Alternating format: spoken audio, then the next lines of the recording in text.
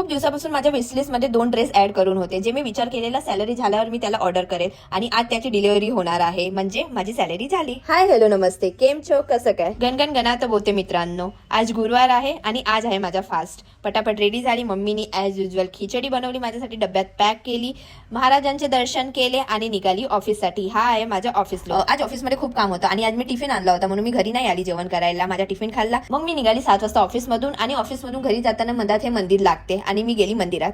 हे मंदिर आहे हनुमानजीचं. आणि मग मंदिरात गेली, दर्शन वगैरे केले आणि थोडी बसली. मंदिरच्या पॉझिटिव्ह वातावरणामध्ये मला खूप छान वाटायला लागलं. थोडा वेळ बसली आणि मग निघाली मी घरी जायला. मग मी पटकन घरी आली आणि खूप जास्त थकली, असं वाटत होतं झोपून जावं. पण नंतर मी बघितलं माझं पार्सल आणि मी जाम खुश झाली. आणि पार्सल बघितल्यावर मी ट्राय नाही करणार असं तर होणार नाही. पटपट ओपन केले आणि पटकन ट्राय केलं. तर मला सांगा तुम्हाला कोणता ड्रेस आवडला.